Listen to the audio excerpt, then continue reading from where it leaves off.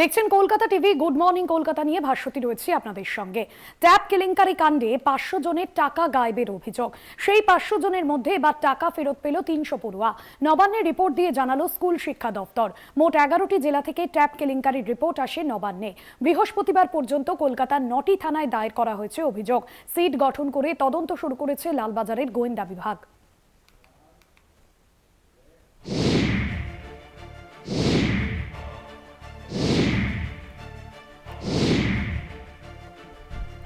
তরুণের স্বপ্ন প্রকল্পে স্কুলের পড়ুয়াদের ট্যাব কেনার টাকা দিয়ে থাকে রাজ্য সরকার, কিন্তু সম্প্রতি বিভিন্ন জেলায় একের পর এক গায়েব হয়ে যাচ্ছে ছাত্রদের ট্যাব কেনার টাকা। চলে যাচ্ছে অন্যদের অ্যাকাউন্টে। মালদহ মুর্শিদাবাদের পর এবার যোগ হলো ঘাটাল ও দক্ষিণ 24 পরগনার কুলপি। দক্ষিণ 24 পরগনা জেলা জুড়ে প্রায় 300 পড়ুয়ার ট্যাবের টাকা চলে গিয়েছে অন্য অ্যাকাউন্টে। ইতিমধ্যেই এই ঘটনায় বেশ কয়েকজনকে গ্রেফতার করেছে পুলিশ। তারপরেও বিভিন্ন জেলা থেকে উঠে আসছে অ্যাকাউন্ট থেকে টাকা গায়েবের ঘটনা। আমাদের জেলাতে কিংবা আমাদের রাজ্যে কোনোটাতেই এক্সিস্ট করে না, তা অন্য রাজ্যের যুবক আমরা পাচ্ছি, সেখানে ওই অ্যাকাউন্ট নাম্বারগুলো অন্য রাজ্যের দেখাচ্ছে। আইএফসি কোড যেগুলো দেওয়া আছে সেগুলো আমাদের এখানে আশেপাশে কোনো ব্যাংকের আইএফসি কোড না। এছাড়া সাগরের কোম্পানির ছাড় high school, Manasadwip Ramakrishna Mission ও সুন্দরবন জনকল্যাণ স্কুলের পড়ুয়াদের টাকাও গিয়েছে অন্য অ্যাকাউন্টে। কুলপির মদনমোহনপুর হাই স্কুলের 15 ও বগরাহাটের চকপরন কাঁটাখালী বেলমনি গার্লস হাই স্কুলের 12 জনের টাকা অন্যত্র ঢুকেছে। সব থেকে বড় কথা, এমন জায়গায় যে মেয়েগুলো যে আরেকটা অ্যাকাউন্ট আছে বা তার কারোর বাড়ির একটা অ্যাকাউন্ট আছে, সেখানটা চলে গেছে এমনও তো নয়। যে জায়গাগুলো সম্পর্কে ছাত্রছাত্রীরা জানেই না, সেরকম জায়গায় চলে যাচ্ছে। ট্যাব দুর্নীতির হদিশ মেলে পশ্চিম মেদিনীপুরে। ঘাটাল মহকুমার খরার শ্রী অরবিন্দ বিদ্যামন্দির স্কুলের অভিযোগ, স্কুলের 259 জন ছাত্রছাত্রীর মধ্যে 46 জনের টাকা ঢুকে গিয়েছে অন্য অ্যাকাউন্টে, যা নিয়ে চরম সমস্যায় পড়ুয়ারা। ভারপ্রাপ্ত প্রধান শিক্ষক জানিয়েছেন, 46 জনের মধ্যে 22 জন পড়ুয়ার টাকা তুলেও নিয়েছে প্রতারকরা। 4 জনের টাকা উদ্ধার হয়েছে। ব্যাংকের সঙ্গে কথা বলে বাকি 20 জন পড়ুয়ার অ্যাকাউন্ট হোল্ড করিয়ে দেওয়া হয়েছে।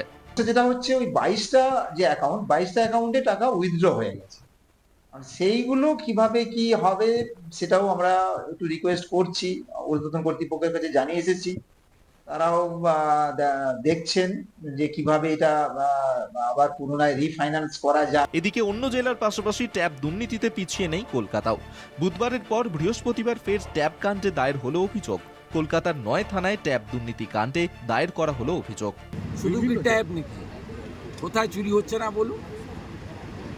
মাইনরিটি স্কলারশিপের টাকা সিবিআই হচ্ছে, উত্তর দিনাজপুরে একাধিক এফআইআর হচ্ছে। ট্যাবে আপনি পেয়েছেন, রূপশ্রীতে কার্ড ছাপিয়ে টাকা নিয়ে চলে যাচ্ছে। আমার বক্তব্য, ট্যাবের জন্য টাকা না দিয়ে ট্যাব কিনে ছাত্রদের মধ্যে বন্টন করা উচিত। মমতা বন্দ্যোপাধ্যায় টাকার ব্যবস্থা করেছেন, ট্যাবের ব্যবস্থা করেছেন, তার মাঝখানে জুটেছে জামতারা গ্যাংয়ের মতন কিছু গ্যাং, যারা এই জায়গায় ছাত্রদের পাওনা টাকা অন্য অ্যাকাউন্টে ঘুরিয়ে দিয়েছে। তারা তৃণমূলের কেউ নয় এবং তারা সরকারের কেউ নয়। একাদশ দ্বাদশ শ্রেণীর পড়ুয়াদের অনলাইন ক্লাসের সুবিধার জন্য ট্যাব কিনতে 10,000 টাকা দেয় রাজ্য সরকার। দুর্গাপুজোর আগে ওই অর্থ পড়ুয়াদের অ্যাকাউন্টে পাঠানোর প্রক্রিয়া শুরু হয়, কিন্তু দুর্গাপুজো ছেড়ে কালীপুজো মিটে গেলেও অনেক পড়ুয়াই ট্যাবের টাকা পায়নি বলেই উঠে আসছিল অভিযোগ। স্কুল কর্তৃপক্ষকে জানানোর পরই টাকা গায়েবের আসল রহস্য সামনে আসে। পুলিশ সূত্রে খবর, 300 টাকা কমিশনের বিনিময়ে মিউল অ্যাকাউন্ট ভাড়া নিয়ে টাকা পয়সা সরাতো অভিযুক্তরা। কোথাও আবার সাইবার জাল বিছিয়ে চলছিল প্রতারণা। তদন্তে নেমে মিলেছে ভিন রাজ্যের যোগসূত্র। পুলিশ সূত্রে খবর, সিট গঠন করে তদন্ত শুরু করেছে লালবাজারের গোয়েন্দা বিভাগ। কলকাতা টিভি।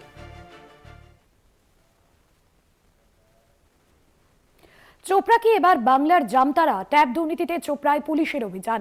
চোপড়ায় 10 থেকে 12টি জায়গায় পুলিশের অভিযান। একাধিক অ্যাকাউন্ট থেকে প্রায় 70,000 টাকা বাজেয়াপ্ত করা হয়েছে। আপনাদের জানিয়ে রাখবো, চোপড়া কি এবার বাংলার জামতারা? চোপড়ায় 10 থেকে 12টি জায়গায় পুলিশের অভিযান। একাধিক অ্যাকাউন্ট থেকে প্রায় 70,000 টাকা বাজেয়াপ্ত করা হয়েছে। ট্যাব দুর্নীতিতে চোপড়ায় পুলিশের অভিযানে 10 থেকে 12টি জায়গায় পুলিশের অভিযান। একাধিক অ্যাকাউন্ট থেকে প্রায় 70,000 টাকা বাজেয়াপ্ত করা হয়েছে। চোপড়ার 10 থেকে 12টি জায়গায় অভিযান চালিয়ে একাধিক অ্যাকাউন্ট থেকে 10 থেকে 12টি জায়গায় অভিযান চালিয়ে একাধিক অ্যাকাউন্ট থেকে প্রচুর পরিমাণ টাকা বাজেয়াপ্ত হয়েছে। সাইবার অপরাধে সুপরিচিত নাম এই জামতারা। এবার চোপড়ারই কি জামতারা শিকড় গজিয়ে রয়েছে? চোপড়ায় কি এবার বাংলার জামতারা? কারণ এই গোটা দুর্নীতির এপি সেন্টার মনে করা হচ্ছে চোপড়াকে। ট্যাব দুর্নীতিতে চোপড়ায় পুলিশের অভিযান, 10 থেকে 12টি জায়গায় পুলিশের অভিযান এবং একাধিক অ্যাকাউন্ট থেকে প্রায় 70,000 টাকা বাজেয়াপ্ত করা হয়েছে।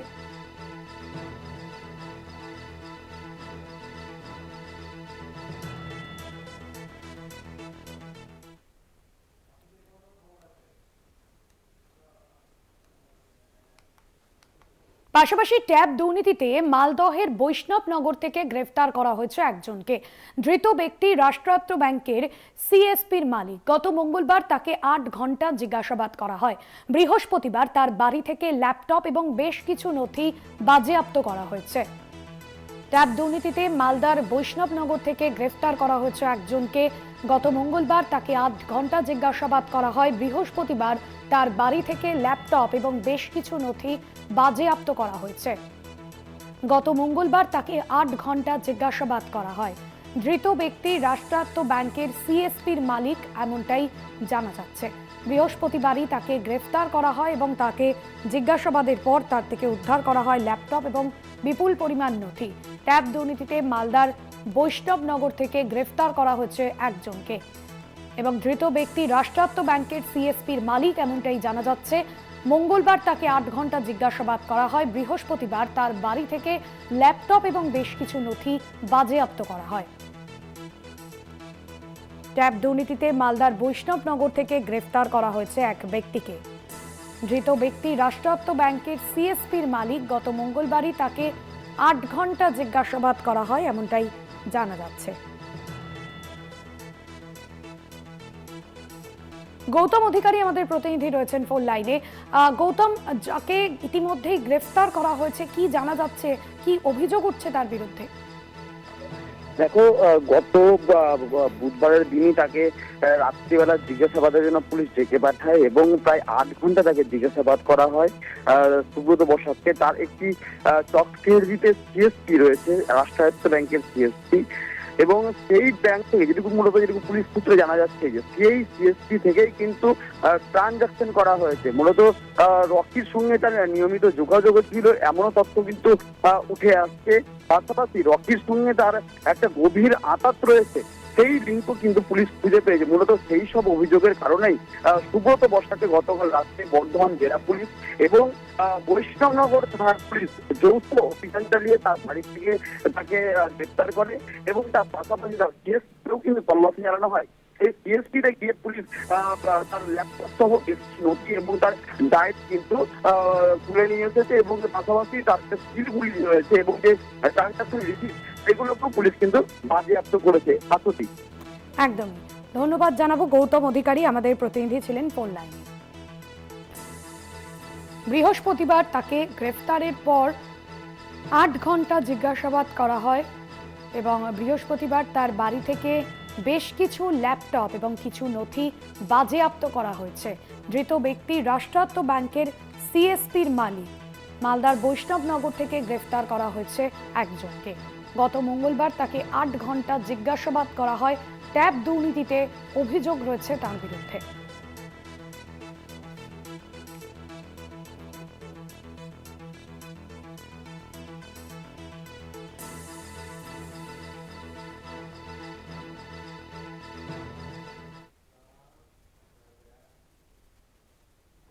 সল্টলেকে পড়ুয়ার মৃত্যুর ঘটনায় মুখ্যমন্ত্রীর নির্দেশে বৈঠক। পরিবহন মন্ত্রী স্নেহাশিস চক্রবর্তী, মেয়র ফিরহাদ হাকিম, বাস এবং মিনি বাস ও ক্যাব সংগঠনের পক্ষ থেকে সকলেই উপস্থিত ছিলেন বৈঠকে। সেফ ড্রাইভ সেফ লাইফ এই পাশাপাশি গাড়ি চালানোর সংক্রান্ত সমস্ত ট্রাফিক আইন মেনে চলার কড়া নির্দেশ দেওয়া হয় বৈঠকে। বিধাননগরের ডিজি, সিপি, এডিজির উপস্থিতিতেই সরকারের তরফে কড়া নির্দেশ দেওয়া হয় সমস্ত পরিবহন সংগঠনগুলিকে। যদিও বাস সংগঠনগুলির দাবি সরকারের তরফে সঠিক গাইডলাইন দেওয়া হলে তা তারা মেনে নেবেন। যদিও তার আগে সিগন্যালিং সিস্টেম, ট্রাফিক এডুকেশন এবং ট্রাফিক আইনও যথাযথ করার দাবি জানান তারা।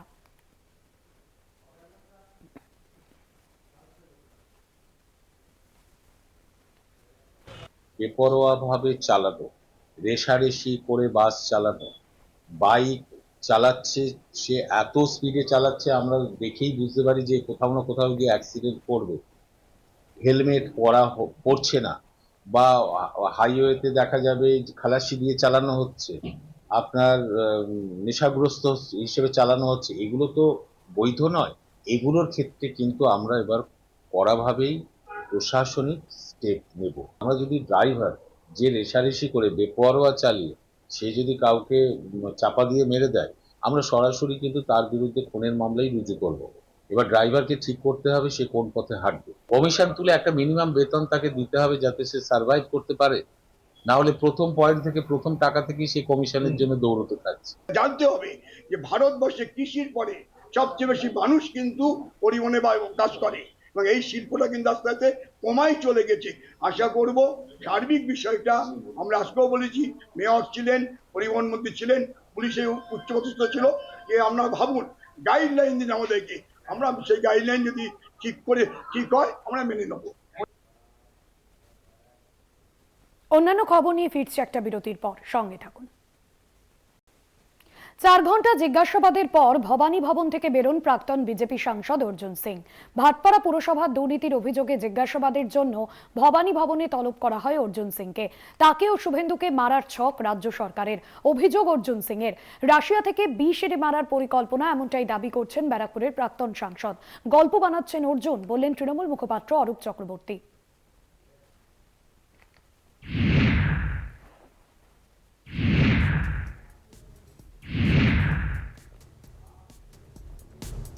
কলকাতা হাইকোর্টের নির্দেশে 4 বছর আগে মামলায় ভবানী ভবনে সিআইডির মুখোমুখি প্রাক্তন বিজেপি সাংসদ। বৃহস্পতিবার সেখানেই বিস্ফোরক মন্তব্য তাঁর। অর্জুন সিং জানান তাকে ও শুভেন্দু অধিকারীকে মারার ছক রাজ্য পুলিশের। রাশিয়া থেকে বিষাক্ত স্প্রে আনা হচ্ছে। 2020 সালে ভাটপাড়া পুরসভার 4 কোটি টাকা আর্থিক দুর্নীতি মামলায় অর্জুন সিং এর বিরুদ্ধে অভিযোগ ওঠে। ভাটপাড়া তৃণমূল নেতৃত্বের তরফে মামলা করা হয়। সেই ঘটনায় জিজ্ঞাসাবাদের জন্য এদিন রাজ্য সিআইডির সদর দপ্তরে হাজিরা দেন অর্জুন সিং। আমি তো জানিই না কি কোন কেসে আমাকে ডেকেছে, আমি তথ্য প্রমাণ কি দেবো? যা চিঠি দিয়েছে সেই চিঠি আর হাইকোর্টের অর্ডারটা নিয়ে এসি, আর জলের বোতল নিয়ে যাচ্ছি। কেন এখানে তো কিছু খাবো না, খেলে কখন কোথায় কোন রাশিয়া থেকে বিষ আনিয়েছে, কোথায় কেমিক্যাল আনিয়েছে, খাইয়ে দেবে, বডিতে লেগে যাবে, মরে যাবো, 3 মাসের মধ্যে মাল্টি অর্গান ফেলিওর হয়ে যাবে। এদের তো কোনো ঠিক এরকম আশঙ্কা করছেন কেন? 200% তৃণমূল কাছে কোনো পথ নেই। 2026-এর আগে বিজেপি যারা আগে সারানি যারা নেতারা আছে, অর্জুন সিং, শুভেন্দু অধিকারী, এদেরকে রাস্তা থেকে সরাতে হবে। গুলি মারলে অসুবিধা আছে, কেন সেন্ট্রাল ফোর্স ঘিরে থাকে, রাস্তায় মারলে অসুবিধা আছে, তার জন্য এইসব পরিকল্পনা করে এজেন্সির কাছে নিয়ে এসে এই ধরনের কেমিক্যাল ইউজ করার একটা। 12 নভেম্বর সকাল 11টার মধ্যে ভবানী ভবনে হাজিরার নির্দেশ দিয়েছিল সিআইডি। নির্দেশকে চ্যালেঞ্জ করে হাইকোর্টের দ্বারস্থ হন অর্জুন সিং। উপনির্বাচনের আগে উদ্দেশ্য প্রণোদিতভাবে তাকে ডেকে পাঠাচ্ছে সিআইডি, এমনই অভিযোগ করেন প্রাক্তন বিজেপি সাংসদ। রাজনৈতিক ষড়যন্ত্র করতেই সিআইডি তলব, বললেন বিরোধী দলনেতা শুভেন্দু অধিকারী। আমাদেরকে ডাকেনি, আমার তো 73 case, high court supreme court tight দিয়ে রেখেছে, পারে না, 7 মাস জেলে, ওনাকে জেল খাটিয়েছে 5 দিন। রাজনৈতিক ষড়যন্ত্রের অভিযোগকে কটাক্ষ তৃণমূলের। আমরা ছোটবেলায় অদ্রিজ বর্ধনের গল্পবিজ্ঞানের গল্প পড়েছিলাম, আর নারায়ণ সান্যাল এখন আর বেঁচে নেই আমাদের মধ্যে, তাই বিশ্বাসঘাতকের মতো থ্রিলার আমরা দেখতে পাচ্ছিলাম না বা পড়তে পারছিলাম না। তো বাঙালির জীবনে সেই অভাব মিটিয়ে দিলেন অর্জুন সিং। তাও আমাদের ভাগ্য ভালো, বলেনি যে আমেরিকার পারমাণবিক কেন্দ্র থেকে পরমাণু বোমা নিয়ে এসে তৃণমূল ওকে মেরে দেওয়ার চক্রান্ত করছে। আগামী দিন সেটাও শুনতে পারাচ্ছে। গল্পের গুরু গাছে যখন উঠাচ্ছে তখন আর ছোট গাছে উঠাবে কেন, প্যারা গাছে উঠাবে কেন, একেবারে তাল গাছে। রাজনৈতিক উদ্দেশ্য প্রণোদিতভাবে হয়রানি করছে প্রশাসন, ভবানী ভবন থেকে বেরিয়ে বললেন অর্জুন সিং। কথা উনারা যা প্রশ্ন করেছেন সেটা জবাব দিয়েছি, একই প্রশ্ন ঘুরিয়ে ফিরিয়ে। টেন্ডার, ই টেন্ডারে যে কোনো কোম্পানি কাজ নিতে পারে, যে কোনো কোম্পানি কাজ পেতে পারে। এবার এই ম্যাটারটাকে শুধু পলিটিক্যালি ভিক্টিমাইজ করার জন্য বিজেপিতে যখন আসলাম তখন মামলা হলো, আর তৃণমূলে যখন ছিলাম তখন আমি ভালো গুড বয়, আমার মতন ভালো ছেলে না। দেখেছেন মমতা ব্যানার্জি বক্তব্য, অর্জুন খুব ভালো ছেলে, এখন অর্জুন খুব খারাপ ছেলে, ওতে কোনো অসুবিধা নেই। আইবির হুমকি রিপোর্টের উপর ভিত্তি করে রাজ্যের বিরোধী দলনেতার নিরাপত্তা বৃদ্ধি করেছে স্বরাষ্ট্র মন্ত্রক। এরপর অর্জুনের এই বিস্ফোরক দাবি অত্যন্ত তাৎপর্যপূর্ণ বলে মনে করছে রাজনৈতিক মহল। কলকাতা টিভি। বোলপুরের কঙ্কালীতলায় তৃণমূল বিধায়কের নেতৃত্বে সভাধিপতি কাজল শেখ অনুগামীদের তাণ্ডবের অভিযোগ পঞ্চায়েত অফিসে। অনুব্রত মণ্ডলের দখলে থাকা গ্রাম পঞ্চায়েত জোর করে দখল করার অভিযোগ। বহিরাগত গুন্ডারাজ মানছি না স্লোগান তুলে পাল্টা মিছিল অনুব্রত গোষ্ঠী উপপ্রধানের। ঘটনায় ভাগ বাটোয়ারা নিয়ে তৃণমূলের লড়াই, কটাক্ষ বিজেপির।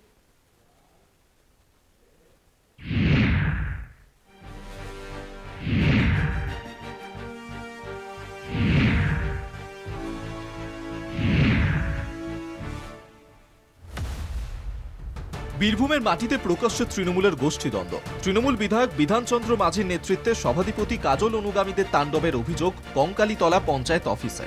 কাজল অনুগামী বহিরাগতরা বসে পড়েন অনুব্রত মণ্ডলের দখলে থাকা গ্রাম পঞ্চায়েতের আধিকারিকদের চেয়ারে। পঞ্চায়েত ছেড়ে পালাতে হয় অনুব্রত অনুগত উপপ্রধানকে।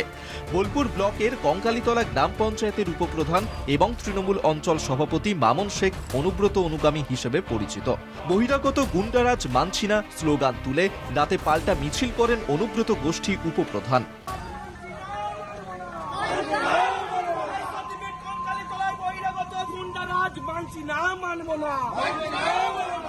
সরকারি কাজের তদারকি করতে গ্রাম পঞ্চায়েতে সারপ্রাইজ ভিজিট করা হয়েছে সাফাই বিধায়কের।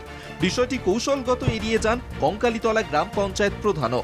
না কারোর সাথে কোনো দূরত্ব নেই। আমরা তো সবাইকে নিয়ে একসাথে কাজ করতে বিশ্বাসী। আমরা দূরত্ব থাকার কোনো কথাও নেই। আমরা সবাই মিলে একসাথে কোনো প্রোগ্রামে দেখবেন হয়তো আছে আমাদের সাথে। লড়াই নেই, লড়াই আমাদের একটাই হচ্ছে 2026-এ, সেটা হচ্ছে আমাদের যে সাম্প্রদায়িক দল বিজেপি, তার বিরুদ্ধে লড়াই। বীরভূম জেলার সমস্ত টিম বীরভূম আমরা একত্রিতভাবে তার বিরুদ্ধে লড়াই করবো এবং 2024-এ যে রেজাল্ট হয়েছে তার থেকে আরো ভালো রেজাল্ট হবে এবং আমরা 11টা বিধানসভা 11টাতে জিতবো। সিন্ডিকেটের টাকা ভাগ বাটোয়ারা নিয়ে তৃণমূলের লড়াই, কটাক্ষ বিজেপি সহ অন্য বিরোধীদের। স্বাভাবিকভাবে এই যুদ্ধ শুরু হয়েছে, এই যুদ্ধ আরো নিচে নামবে। তৃণমূল কংগ্রেস তাসের ঘরের মতো ভেঙে পড়বে।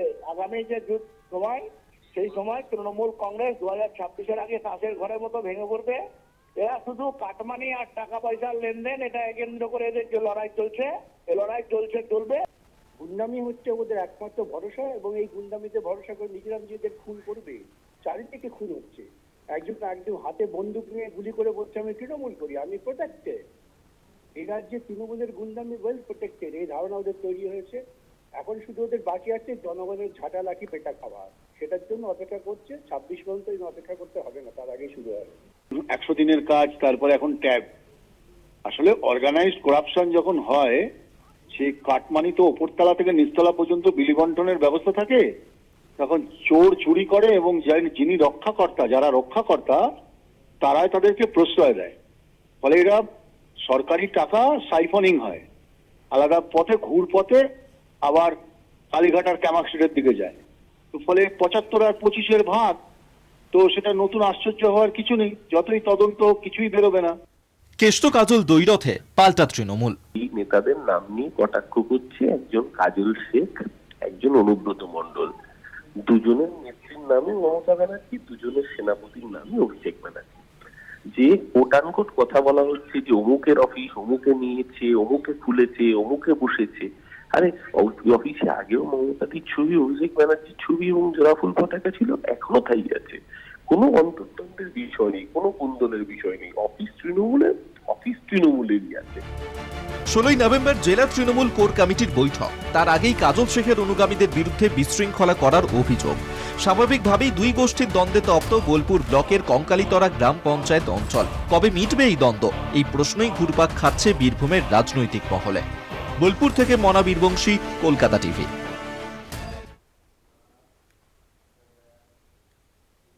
কলকাতা টিভির হাতে এসেছে আরজিকর কাণ্ডে সিবিআই পেশ করা চার্জশিট।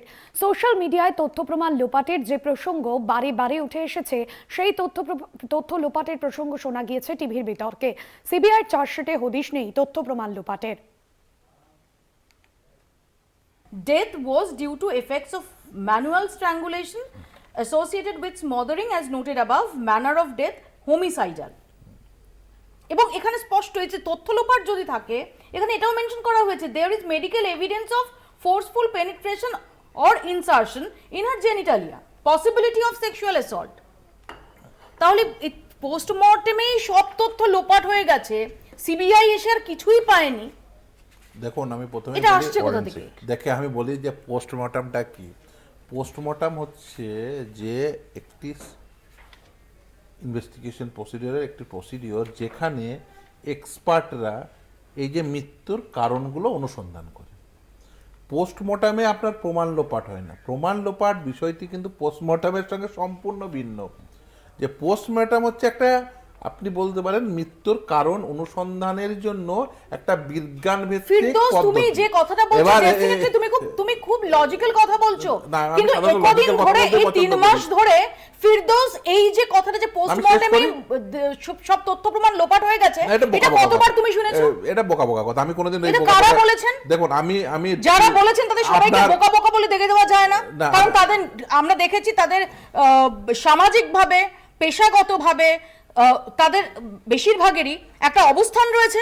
মৃত্যুঞ্জয়, আমি আপনার কাছে খুব সিম্পল করে এটা বোঝার চেষ্টা করব যে একদিকে সঞ্জয় রায়ের এগেইনস্টে চার্জ গঠন হয়ে গেছে, ট্রায়াল চলছে, এদিকে একটা সাপ্লিমেন্টারি চার্জশিটের অপশনের কথা সিবিআই বলে রেখেছে। যদিও খুব ইন্টারেস্টিং, যেটা একটু আগে অনিকেত দা বলছিলেন যে কলকাতা পুলিশের এই সঞ্জয় রায়কে ধরতে এবং তার বিরুদ্ধে তথ্য প্রমাণ জোগাড় করতে সময় লাগলো 12 ঘন্টারও কম।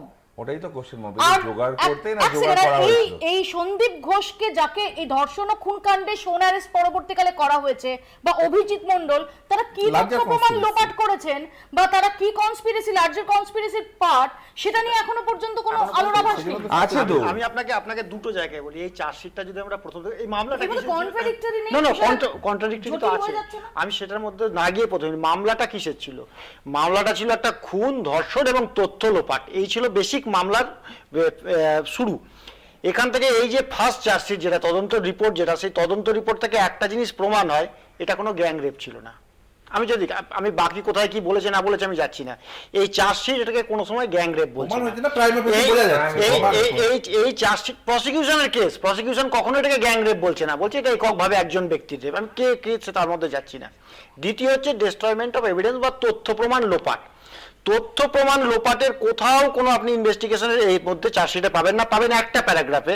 সেই প্যারাগ্রাফে কারা তথ্য প্রমাণ লোপাটের জন্য দায়ী? অভিজিৎ মন্ডল এবং Sandip Ghosh, larger conspiracy with the principal accused. Principal অ্যাকিউজডের সঙ্গে কনস্পিরেসি করে তথ্য প্রমাণ লোপাট করেছে, কিন্তু তাদের বিরুদ্ধে আজকের ডেটেও পর্যন্ত চার্জশিট জমা হয়নি। কালকে যদি কোনো আরো লার্জার এভিডেন্স বা কোনো ভাইটাল এভিডেন্স আসে, আমি তো বুঝতে পারছি না প্রসিকিউশনের মতন, সিবিআই এর মতন একটা প্রিমিয়ার এজেন্সি কি করে সেই এভিডেন্সটাকে ইউজ করবে এই সঞ্জয় রায়ের এগেনস্টে। কেন সঞ্জয় রায়কে তো ট্রেনে তুলে দিয়েছে, তার ট্রায়াল শুরু হয়ে গেছে।